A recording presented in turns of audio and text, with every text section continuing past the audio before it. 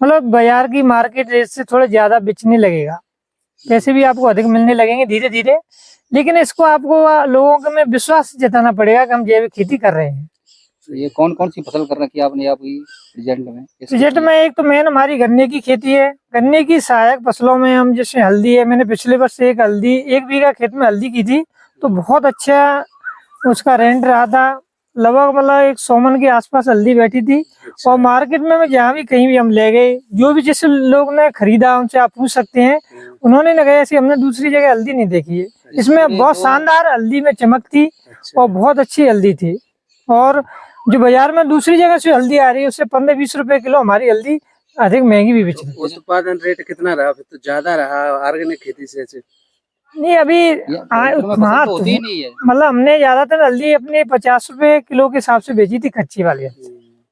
हाँ ऐसे उत्पादन रेट होता है, ऐसे 1 एकड़ में कितनी फसल? जैसे हमारे यहाँ जैसे बीघा की वो चलती है हमारे यहाँ जितना आप जैसे अपने क्षेत्र में, तो 1 बीघा में मेरी लगभग 90-100 मन के आसपास हल्दी हो गई।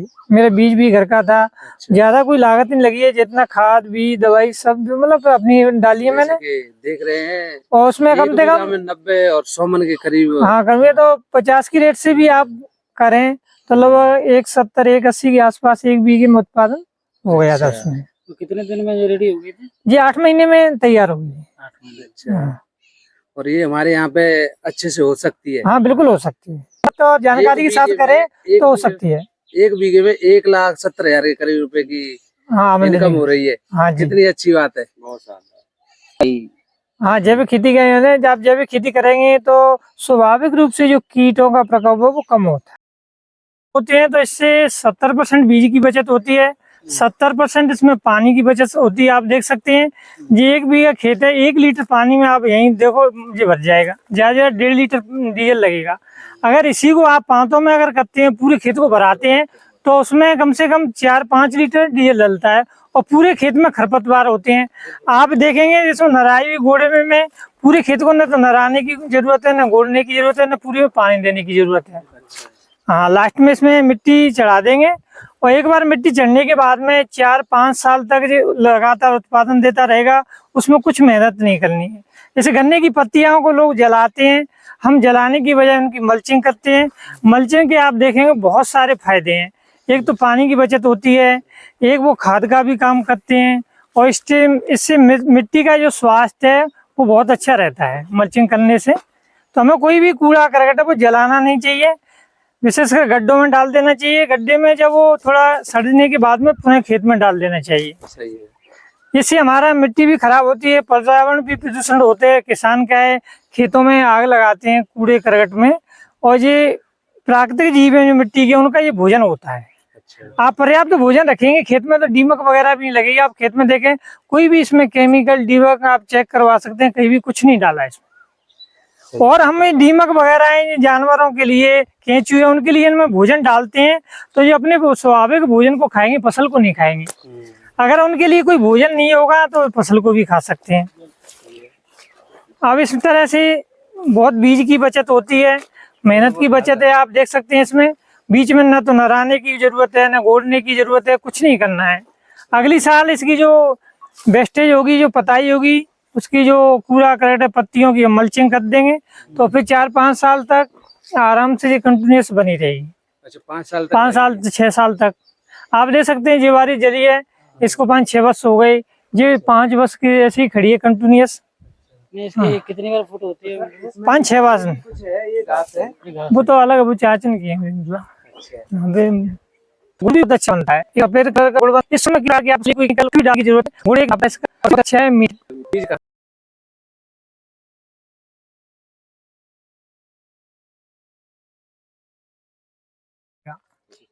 अच्छा ये नेपियर खेती है, तो इसको कैसे उगाते हो आप लोग और किस प्रकार इसके फायदे हैं?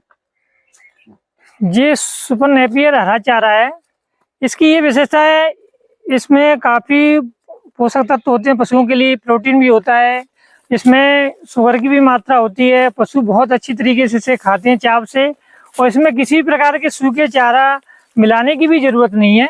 सारे पोषक तत्व इसमें मौजूद होते हैं। और एक बार लगाने के बाद इसकी विशेषता है, इसको आप 10 साल तक लगातार काट सकते हैं। बार बार से बोने की उसकी जरूरत नहीं है। इसमें आप खाद पानी देते रहो, लगातार 10 साल तक चलने वाला ये हरा चारा है। साल में 5 बार तो आराम से कट जाता है। सर्दियों में थोड़ी इसकी ग्रोथ रुक जाती है, बरसात में और गर्मियों तो इसकी ग्रोथ बहुत अच्छी होती है। पानी आप प्रॉपर तरीके से पानी और खाद देते रहो टाइम टाइम से। देखो हम आप देख रहे होंगे इसमें किसी खाद की नहीं है। देखो हम पूरी की मल्चिंग करते हैं। ये देखो जी पूरा करकट डरा हुआ है। इसमें भी आप अंदर देख सकते हैं सारी जो पत्तियां हैं।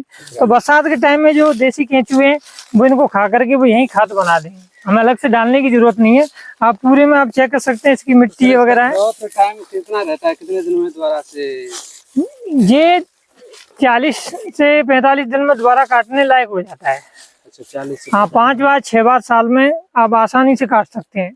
बहुत अच्छा जी हरा चारा है, आप देख सकते हैं इसकी ग्रोथ वगैरह। देखो ये खेतों की मिट्टी भी देख सकते हैं। हाँ अब इसको बताओ कैसे अपन इसको लगा सकते हैं, कैसे होता है इसको? देखो ऐसे आप 12 महीने कभी लगा सकते हैं, लेकिन इसका लगाने जो बेस्ट हमें वो बरसात का रहता है और जनवरी फरवरी मार्च का महीना भी ठीक रहता है। और गर्मी में थोड़ी जानते समय को सावधान जरूरत होती है, जो लेता है जो सूख जाता है तो मल्चिंग वगैरह करती है। वैसे आप कभी भी लगा सकते हैं। इसकी गन्ने तरह इसकी स्टिकें वो काटती हैं और स्टिक भी लग जाता है। आप एक मेट बनाओ, उसमें डोरी पे मेट इन स्टिकों को आप लगा, बरसात में बोली करता है अगर लगाना है तो।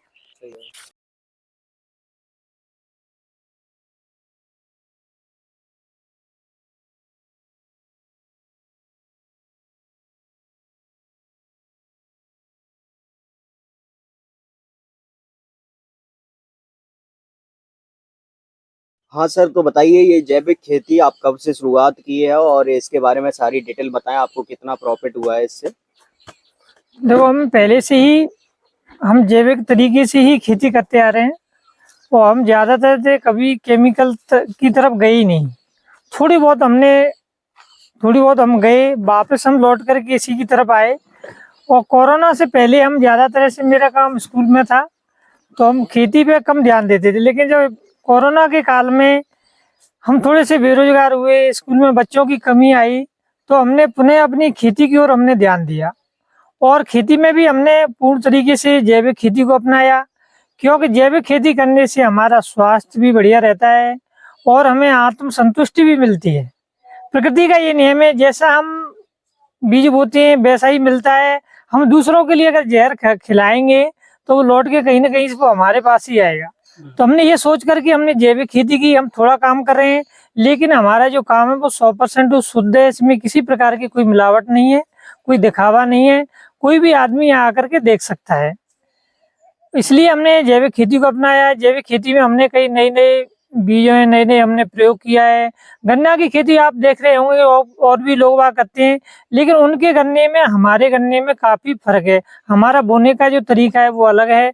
हमारी जो खाद तो हमारा जो परंपरा तरीके से हम देसी खाद ही डालते हैं, लेकिन आप देखेंगे उसकी जो तकनीक है वो अलग है। पहले लोग 1.5 फुट पे गन्ना बोते थे, 1 बीघा खेत में लोग 20 पूरी गन्ने की डालते थे, लेकिन अब हम 2-3 पूरी गन्ने में पूरे 1 बीघे खेत को कवर कर देते हैं, जिससे बीज की बचत होती है, पानी की बचत होती है और लेबर की भी बचत होती है। और ये जैविक खेती पर्यावरण के बहुत अनुकूल है और इसलिए मैं सभी किसान से उम्मीद करता हूँ कि आप भी धीरे धीरे करके जैविक की तरफ लौटें।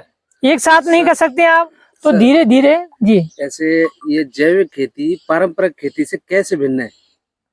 नहीं, जो हमारी पारंपरिक खेती है वही जैविक खेती है। जो आधुनिक खेती का मतलब है हम जो रासायनिक खेती है, जिसमें रासायनिक उन्नत जो हाइब्रिड बीज हैं, उनके साथ साथ रासायनिक उर्वरक हैं, कीटनाशक दवाइयां हैं, तो वो आधुनिक बीज हैं। लेकिन जो हम खेती कर रहे हैं वो परंपरागत खेती और आधुनिक दोनों का मिश्रण होना चाहिए।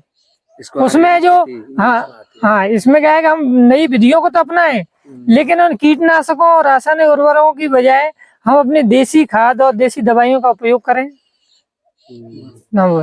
हम देखो दवाइयों के रूप में जैसे आप 10 पनी अरक है तो एक मिट्टी के बर्तन में आप जैसे यार सामने रखा हुआ है, इसमें 8-10 तरह की पत्तियों को हम डालते हैं।